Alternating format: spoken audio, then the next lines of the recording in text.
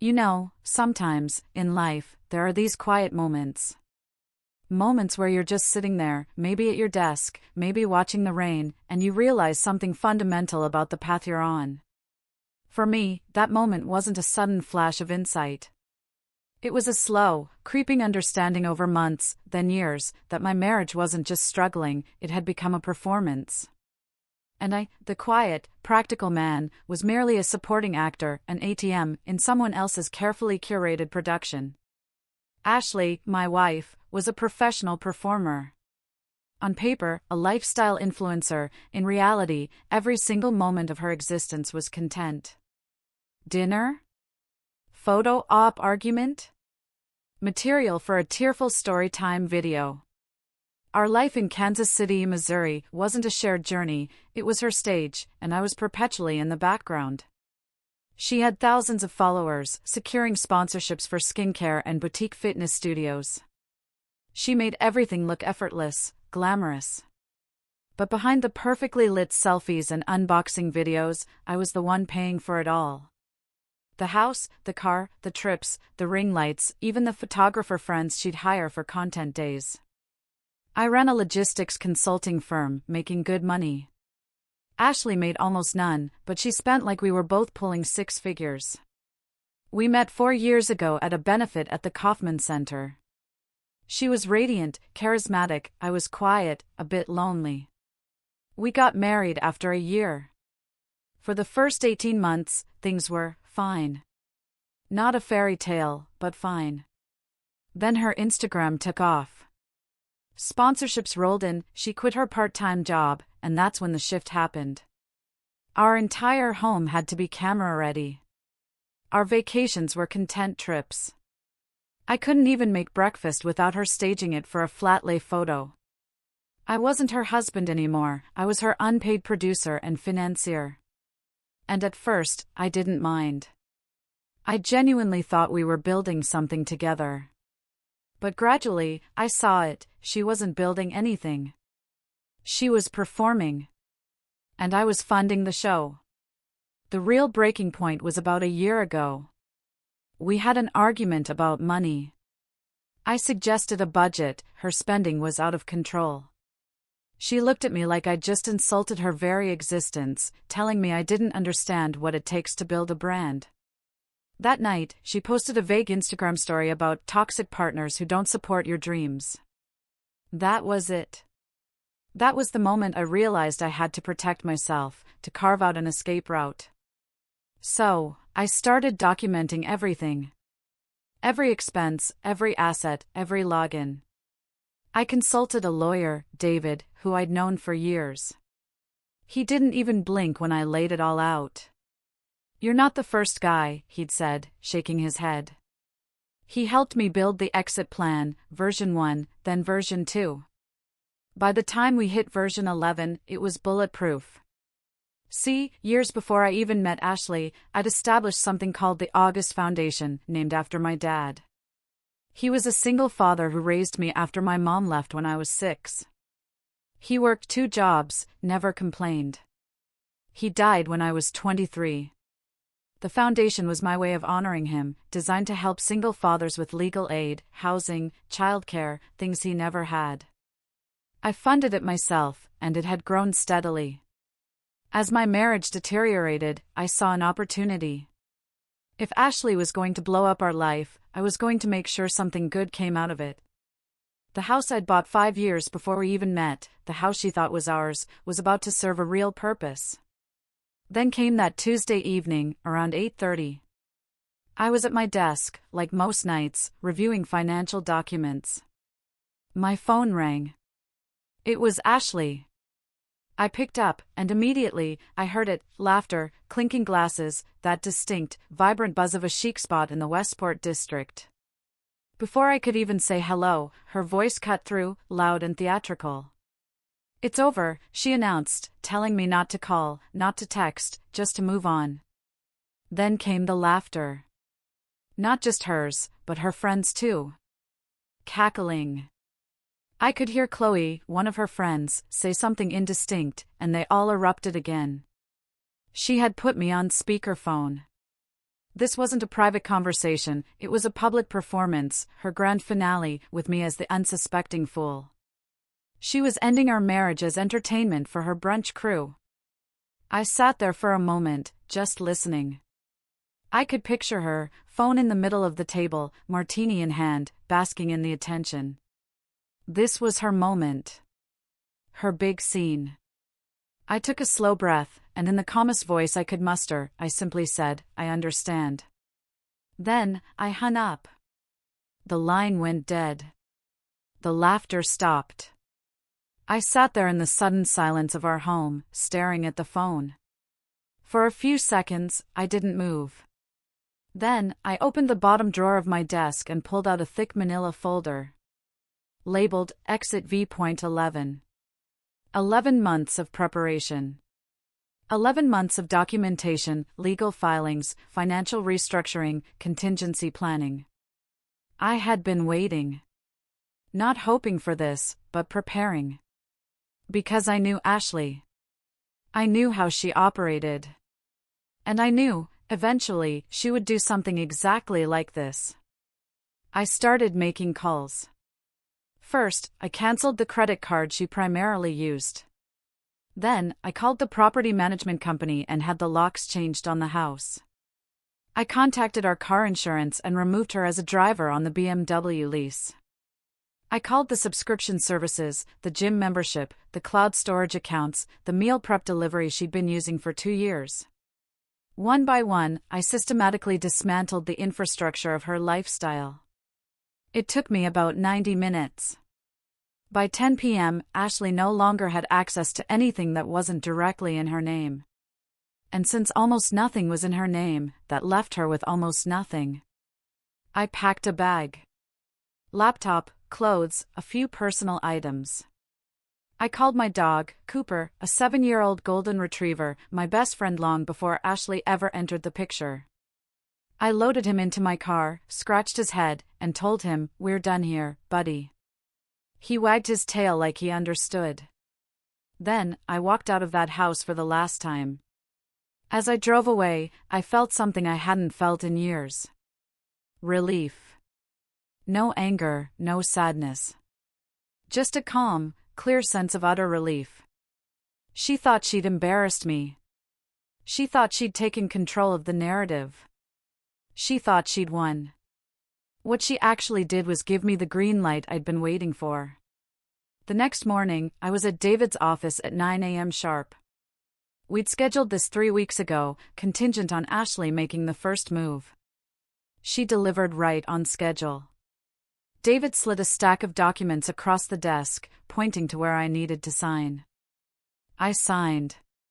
Just like that, our house officially transferred into the August Foundation's ownership. The property was now a charitable asset, dedicated to helping single fathers. Ashley's name had never been on the title. She didn't know that. She'd never asked. She just assumed that because she lived there, decorated it, and filmed content in every room, it was somehow hers. It wasn't. Within an hour, David's office issued a press release about a local entrepreneur donating a $1.3 million home to charity supporting single fathers.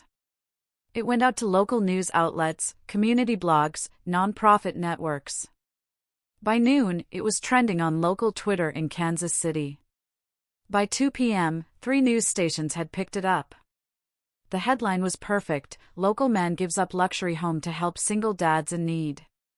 They ran photos of the house. They interviewed the foundation's assistant director, Maria. They called me a quiet philanthropist. It was beautiful. Meanwhile, Ashley was having a very different kind of morning. I pieced this together later, mostly from Evelyn, her mother, who called me screaming so loud I had to hold the phone away from my ear. Ashley woke up around 9 o'clock, still riding high from the night before, probably checked her phone, saw a few comments, feeling like the main character. Then, she went to grab coffee at her usual spot. She tried to pay with her credit card.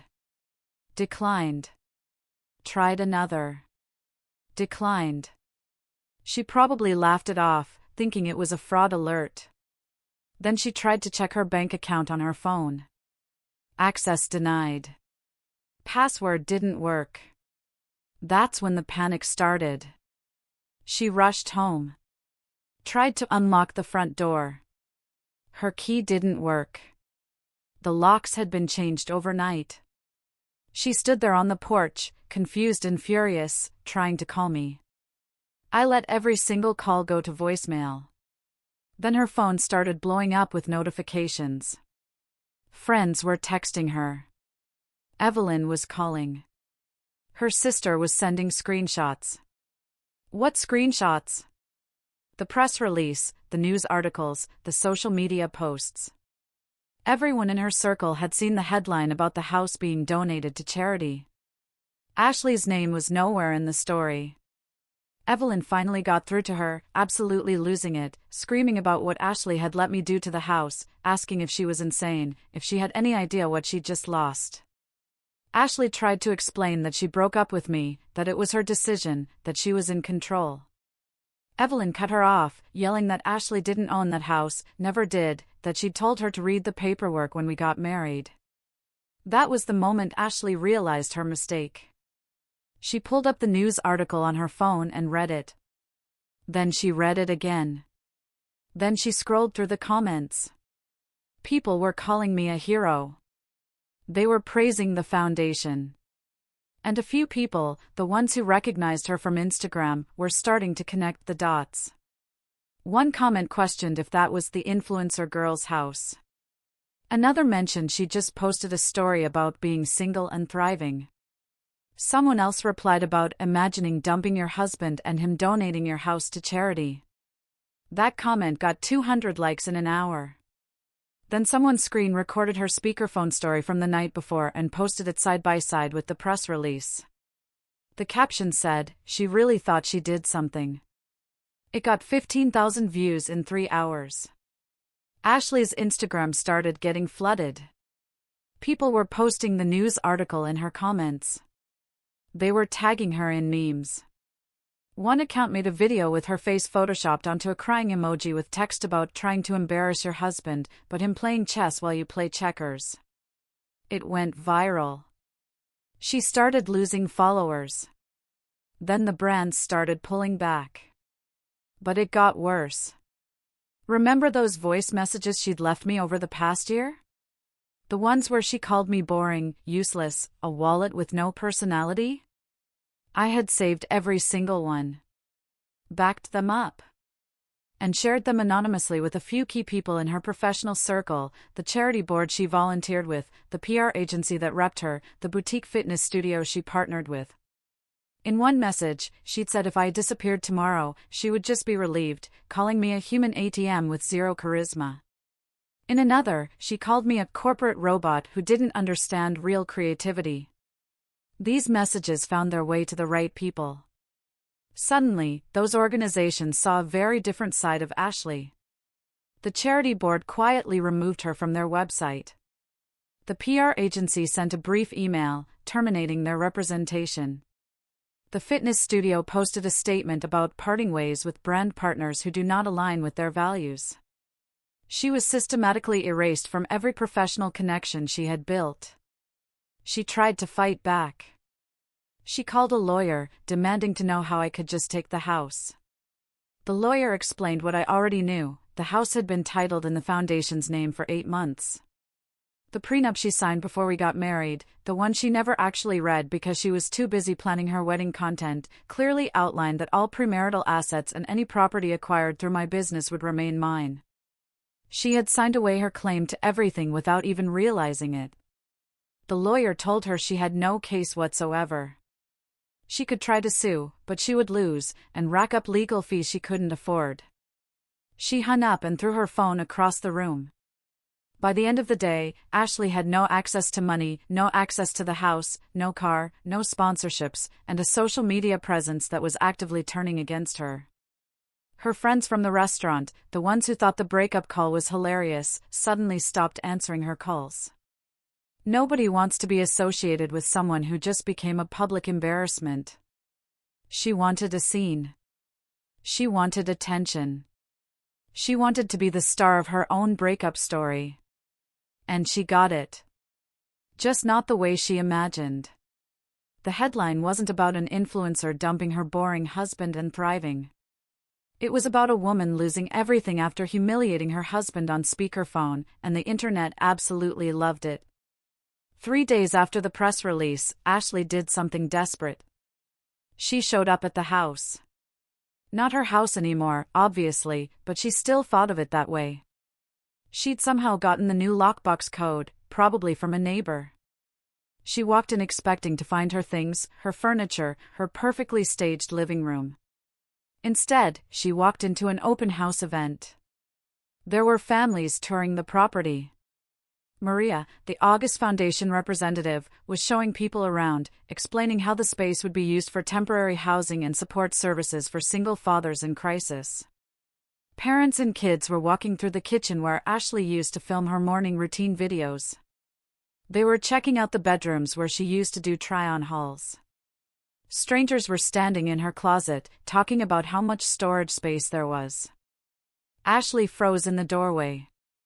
One of the families noticed her and smiled politely, probably thinking she was another volunteer. Maria walked over, recognized her immediately, and handed her an envelope. "This is from him," she said, her voice calm, devoid of any sympathy. Ashley opened it right there in the foyer. Inside was a printed photo, a screenshot from her Instagram story, the one she posted the night she dumped me on speakerphone. Her and her friends laughing, drinks raised, with the caption about finally being free. Underneath, I had written a single sentence in black ink, "Always read the room." And the contract. Ashley stared at it, her hands shaking. Maria came back and delivered something I had specifically asked her to say. "He's not angry," she told Ashley. "He's just done." Then Maria walked away to continue the tour. Ashley stood there for another minute, looking around at the house that used to be hers, watching strangers walk through rooms she had spent years curating for content. Then she left. She didn't take anything. She didn't make a scene. She just walked out and got into her sister's car, because she didn't even have a car anymore. Over the next 2 weeks, the rest of her world collapsed. The social media pile-on continued. People were making TikToks about her. Reddit threads dissected the whole situation. One post on a relationship advice forum got 50,000 upvotes with a title about a guy whose wife dumped him on speakerphone as a joke and him donating their house to charity the next day. The comments were brutal. Her Instagram became a graveyard. She stopped posting. Her follower count plummeted from 28,000 to 19,000 in 10 days. Brands ghosted her. Evelyn stopped speaking to her. Her sister let her crash on the couch but made it clear it was temporary. Her friends from that restaurant night, the ones who thought the breakup call was hilarious, slowly stopped inviting her to things. Because here's the truth about people like Ashley: when you build your entire identity on performance and perception, the second that perception shifts, you have nothing left. She wasn't a person to those people, she was a character. And the second her character stopped being fun, they moved on. Meanwhile, I was living in a cozy apartment in the Crossroads district with Cooper. No drama, no noise, no cameras. I worked during the day. I took Cooper for walks in the evenings. I had dinner with my brother Mark on weekends. I started going to the gym again. I read books I'd been meaning to read for years. I slept well for the first time in months. The August Foundation was thriving. Donations had tripled after the press coverage. We were able to help 4 families in the first month alone. My dad would have been proud. I never spoke to Ashley again. I didn't need to. There was nothing left to say. She had made her choice. She had chosen performance over partnership, attention over respect. And when the performance ended, she had nothing left. I had tried to build something real with her. I had supported her, funded her dreams, and asked for nothing except basic respect in return. She couldn't even give me that. So, I walked away. Not out of anger, not out of revenge, just out of exhaustion. Sometimes, the loudest person in the room thinks they have all the power, but the quietest person in the room is the one who actually does. Ashley wanted a scene. I gave her a lesson. And in the end, the only person left standing was the one who had been quietly preparing the whole time. What do you think about this story?